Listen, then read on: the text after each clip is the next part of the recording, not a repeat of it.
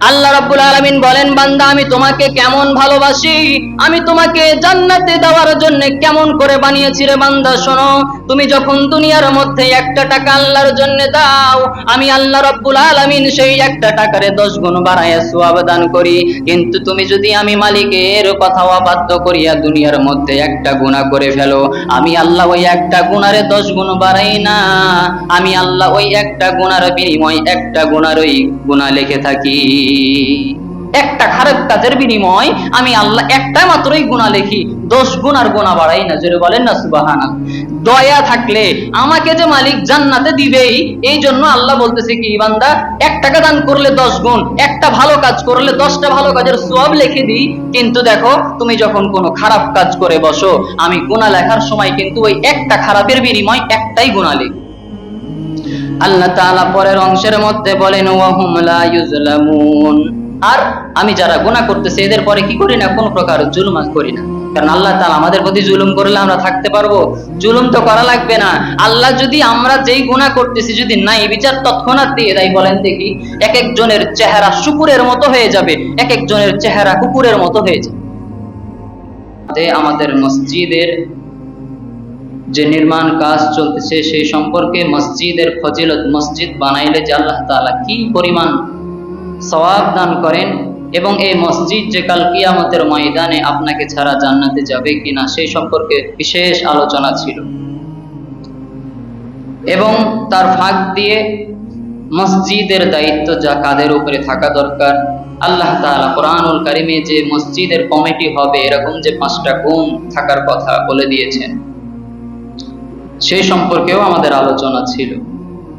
এরই ফাঁকে আমাদের একটা আলোচনা ছিল যে ওয়াবিল আখিরা, অর্থাৎ ওই ব্যক্তি তো মসজিদ দেখাশোনা করার বেশি হকদার তারাই করে দুনিয়াতে, যারা নাকি আখিরাতের প্রতি বেশি বিশ্বাসী, আখিরাতের ভয় নাকি যাদের অন্তরে। সেই সম্পর্কে মসজিদ সংক্রান্ত টাকা পয়সা নিয়ে আলোচনা করতে গিয়ে আসলে দেখেন, যাদের অন্তরে আল্লাহর যত ভয় তাদের মাসালা জানার গুরুত্বটাও তত বেশি।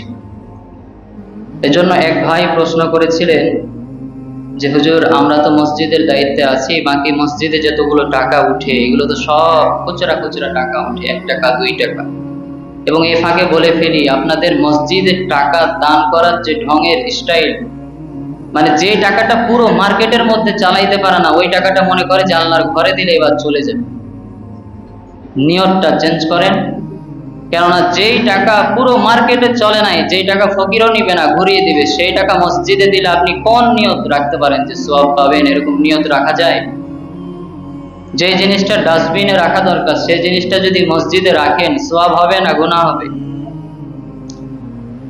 আল্লাহ তাআলা বলেন তো দেখি, বেশি হকদার নাকি অন্য কোনো বান্দা বেশি হকদার আমার থেকে কিছু পাওয়ার, ভালো জিনিসটা পাওয়ার? কিন্তু আমাদের অভ্যাস কি, আমরা সব সময় ভালোটা দিয়ে রাস্তার মধ্যে চলাফেরা করি, আর যেই টাকাটাতে রং লেগে গেছে, অর্ধেক পুড়ে গেছে, মাঝখান দিয়ে ছিঁড়ে গেছে, আর চালানো আমার দ্বারা সম্ভব নয়, সে টাকাটা মসজিদের কৌটার মধ্যে দিয়ে আপনি আবার সওয়াবের আশা রাখতেছেন। কাল কিয়ামতের ময়দানে এমন হলে কেমন হবে যে আল্লাহ তাআলাও আপনাকে বলল যে ওই যে দেখা যাচ্ছে যে আগুন জ্বলতেছে, ধোঁয়া বের হচ্ছে, চিৎকার করতেছে মানুষ, আল্লাহ বলতেছে ওইটা তোমার জন্য জান্নাত, তুমি ওই জায়গার মধ্যে যাও। সেই দিন কেমন লাগবে বলেন দেখি? কেননা তুমি যে দুনিয়ার মধ্যে মানুষের সাথে দেখাইতেছো যে তুমি টাকা দান করলা, পকেট থেকে বের করেছো, কিন্তু তুমি যে কোন জিনিস দিয়েছো, এই মসজিদের রেকর্ড আছে যে বিদেশি এমন একটা টাকা দিয়েছে যে বর্তমানে বাংলাদেশে ওই টাকার পরিমাণ হচ্ছে মাত্র 75 পয়সা। চিন্তা করেন। এজন্য যেহেতু কথায় কথা চলে আসলো, মাসালাটা জানতে চাওয়া হয়েছিল। খুচরা টাকাগুলো তো হুজুর সবাই দেয়, এইগুলো যদি আমানত এমন একটা জিনিস, আগেই মাসালাটা ক্লিয়ার করে নিই। আপনি কোনো ব্যক্তিকে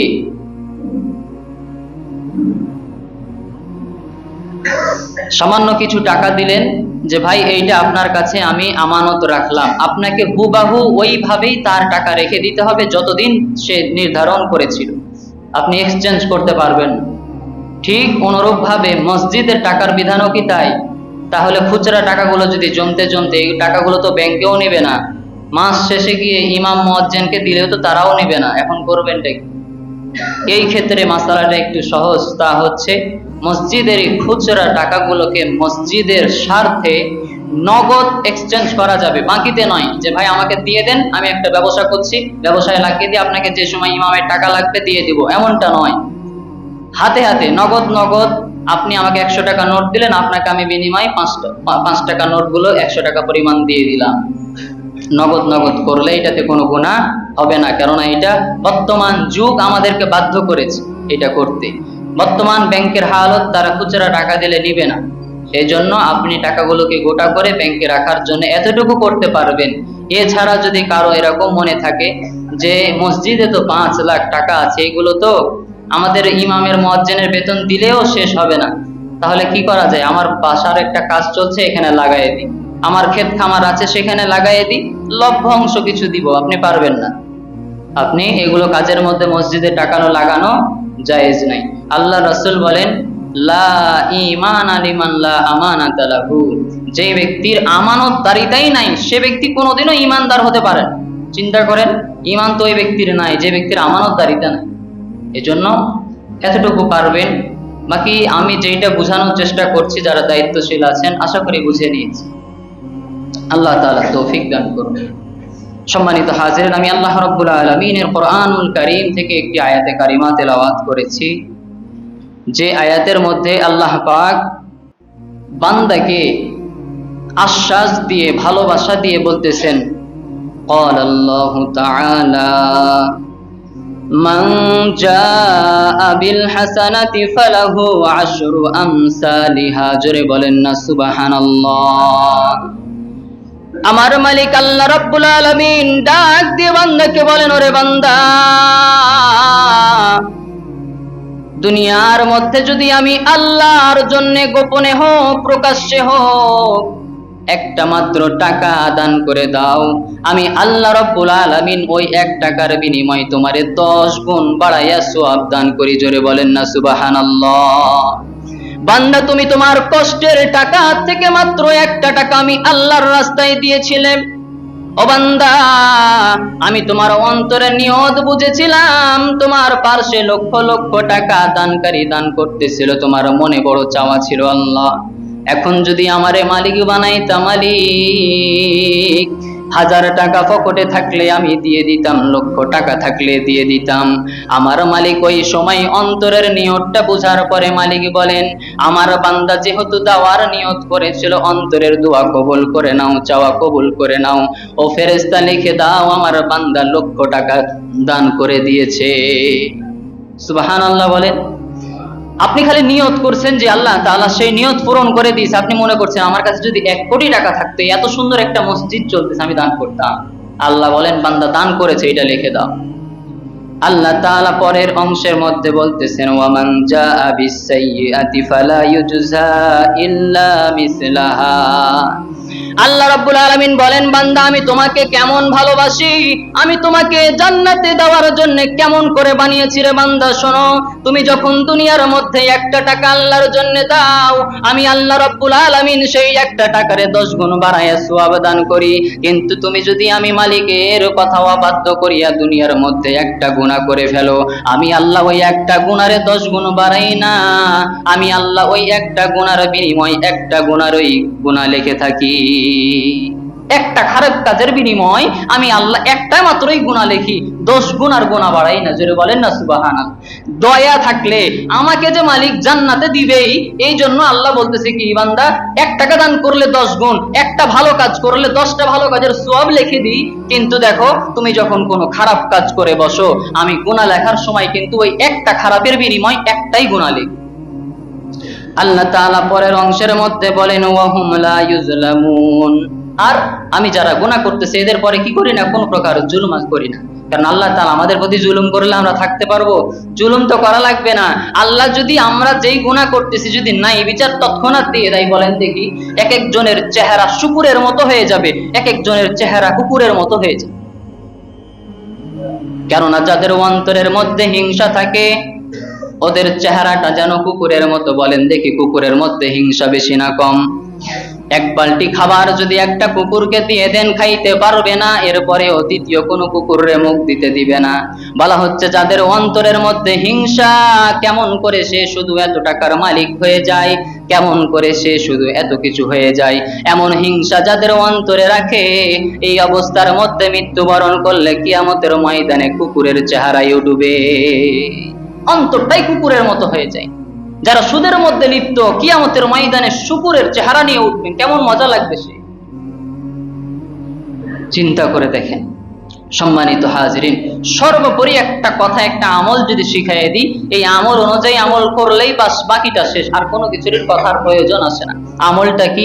আমলটা হচ্ছে মালিককে প্রকাশ্যে যেমন ভয় করি, বাজারের মধ্যে যেমন গান শুনি না, বাজারের মধ্যে যেমন কোনো খারাপ কথা বলি না, বাজারের মধ্যে যেমন মুখের জবানটা ঠিক রাখি, বাজারের মধ্যে যেমন ভালো আচরণটা দেখাই, ঠিক মালিকরে গোপনেও তেমনটা করতে হয়। সম্মানিত হাজিরিন, অন্তরের ভিতরে যদি মালিকের ভয় একবার ঢুকে যায়, ওই ব্যক্তি আর কোনোদিনও পাপ কাজ করতে পারে। এখন বলতে পারেন যে হুজুর, পাপ কাজ কি মুসলমান কি পাপ কাজ করলে মুসলমান থেকে খারেজ হয়ে যায় নাকি? আপনি শুনেন, আপনার এই প্রশ্ন রাসূলকে একজন সাহাবী বলেছিলেন, ইয়া রাসূলুল্লাহ, যদি কোনো ব্যক্তি জেনা করে ফেলে, সে কি আর মুসলমান থাকে? একজন মুসলমান কি কোনোদিনও জেনা করতে পারে? রাসূল বলেন, হ্যাঁ পারে, গুনার কারণ শয়তানের ধোঁকায় পড়ে করতে পারে। বলে, ইয়া রাসূলুল্লাহ, একজন মুসলমান হয়ে কি নেশা করতে পারে? রাসূল বললেন, হ্যাঁ পারে, শয়তানের ধোঁকায় পড়ে করতে পারে। আবার বলল, একজন মুসলমান কি কখনো হারাম ভক্ষণ করতে পারে? বলে, হ্যাঁ হারাম ভক্ষণ করতে পারে। চতুর্থ নম্বরে যখন বলতেছি, ইয়া রাসূলুল্লাহ, একজন মুসলমান কি কখনো মিথ্যা কথা বলতে পারে? আমার আপনার রাসূল ওই সময় উত্তর দিয়ে বলতেছেন, না, এটা কোনোদিনও সম্ভব নয়, মুসলমান কোনোদিনও মিথ্যা কথা বলতে পারে। চিন্তা করেন, একজন মুসলমান জেনা করতে পারে শয়তানের ধোঁকায়, নেশা করতে পারে, অন্যান্য গুনাহ করতে পারে, কিন্তু আল্লাহ রাসূল বলতেছেন মানুষ হিসাবে সব গুনাহ একজন মুসলমান করে নিতে পারে, তওবা করতে পারে, কিন্তু মুসলমানের দ্বারা কখনো মিথ্যা কথা বলা সম্ভব নয়। অথচ আজকে আমাদের সারা দিনে প্রত্যেকটা বৈঠকের মধ্যে মিথ্যা না বলা সম্ভব, মিথ্যার উপরে চলতেছে। সম্মানিত হাজিরিন, যুবক ভাই, অন্তরের মধ্যে কেবলমাত্র শুধুমাত্র মালিকের ভয় ঢুকাইয়া ফেলেন। হাতের মধ্যে মোবাইল থাকবে, কিন্তু মোবাইলে গুনাহ হবে না। বাজারে চলবেন, মহিলা থাকবে, চোখের জেনা হবে না। হাতের কাছে বন্ধুরা নেশা করবে, বিড়ি খাবে, সিগারেট খাবে, আপনার জবান বলবে, জবান আল্লাহ তো তোমারে দেখে, তুমি কেমন করে জবানের মধ্যে বিড়িটা।